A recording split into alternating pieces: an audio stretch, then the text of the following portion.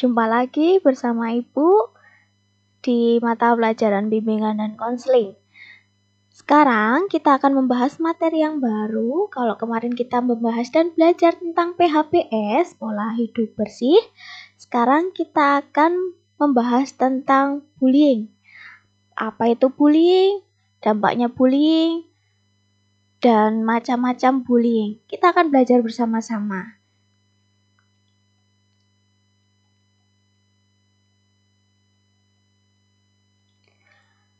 Nah, pengertian bullying.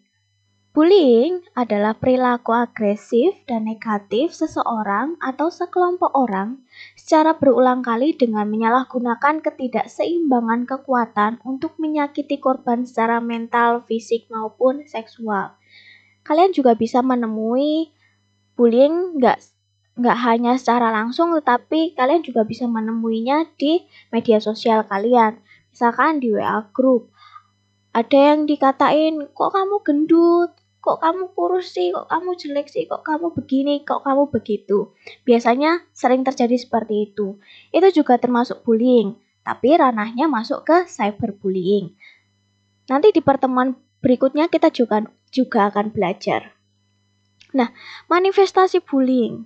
Manifestasi itu bentuk-bentuknya. Bentuk-bentuknya apa aja? Bentuk fisik. Bentuk fisik itu bisa memukul, menampar, memalak, mendorong, mencubit, mencakar, dan lain-lainnya. Misalkan kalau kalian menemui di sekolah, aku minta uangmu dong. Nah, itu juga termasuk dalam hal bullying. Yang kedua, bentuk verbal. Memaki, memfitnah, mengejek, mengancam. Biasanya kita bisa menemui orang-orang yang melakukan bullying itu di sekitar kita. Kita punya teman misalkan, lalu dia mendekati kita. Dia itu orangnya gini loh.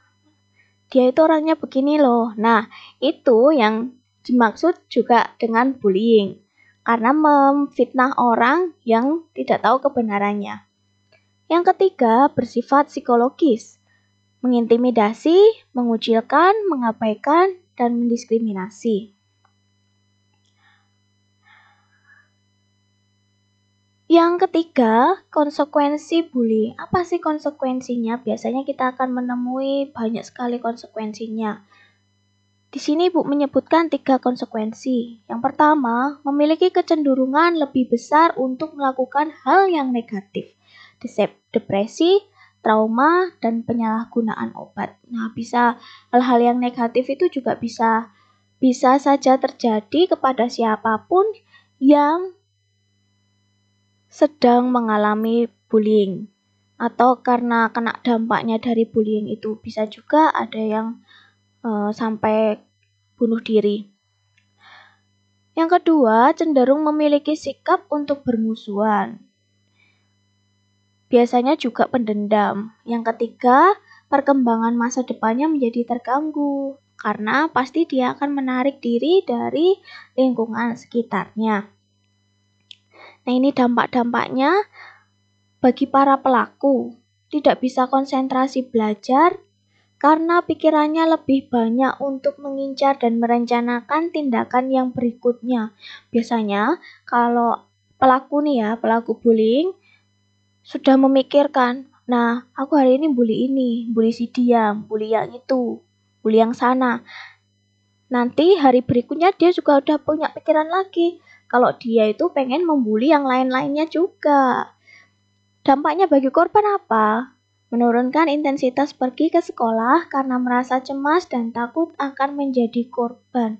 Biasanya kalau sudah dibully, terus takut, gak mau sekolah, banyak bolos, banyak alasan di rumah, juga suka berbohong sama orang tua. Yang ketiga, bagi saksinya, kan ada, kalau misalkan di sekolah secara tiba-tiba kalian melihat ada kakak kelas, ini contohnya loh ya, kalau ada kakak kelas datang menemui adik kelas, nah kamu melihat dari jauh, kakak kelas ini seperti memberikan ancaman kepada adik kelasnya. Yang melihat atau kamu sendiri yang melihat pasti kan juga ketakutan, kalau aku lapor guru, nanti aku diancam sama kakak kelas, tapi kalau aku nggak lapor, kasihan adik kelasnya. Ayo.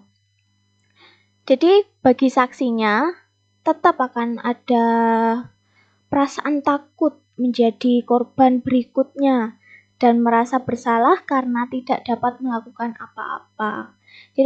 Jadi itu akan terbayang-bayang terus sampai di tempat tidur, sampai dia juga mungkin nggak bisa tidur karena kebayang-bayang.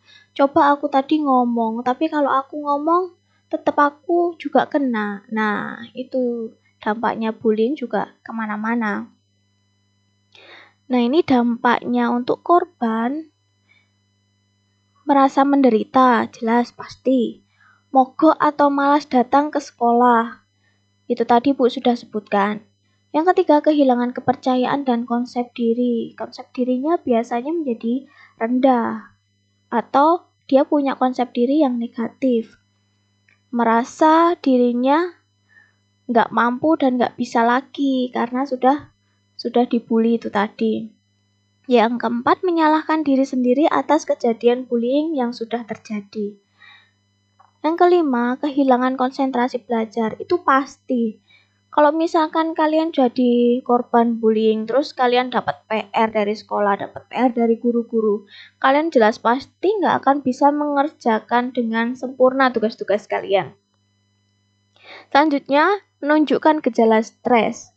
Sudah selain pendiam, nggak berani cerita sama orang lain, karena takut akan dibully lagi.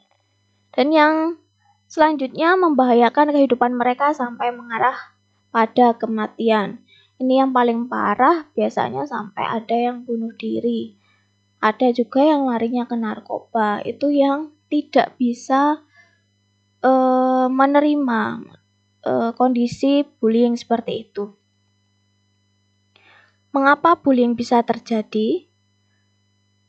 Bullying bisa terjadi karena adanya kesempatan untuk terjadinya bullying. Misalkan ada anak minder, ada anak yang kelihatan cupu. Nah, di situ pelaku-pelaku bullying merasa dia, wah, ada yang bisa dikerjain nih, biasanya seperti itu. Lalu, temannya yang cupu, temannya yang minder itu dibully. Yang kedua, adanya anak yang merasa dominan atau memiliki harga diri atau konsep diri yang rendah di sekolah dan memiliki karakter agresif itu tadi. Dalam tanda kutip bisa disebut sok ya, kalau misalkan jadi sebenarnya penakut tapi dia itu sok dan punya kemampuan untuk membuli teman-temannya. Bisa disebabkan karena pengalaman atau pola asuh keluarga yang kurang sesuai, bahkan juga bisa karena kebiasaan di sekolah.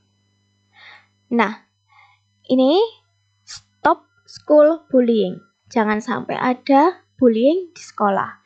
Kalau misalkan itu terjadi, kalian bisa melaporkan kepada guru BK kalian juga bisa, kepada kepala sekolah juga bisa. Yang pasti, kalian tetap menjaga diri, tetap mau menghargai satu sama lain, dan ketika melihat bullying, jangan takut untuk melaporkan.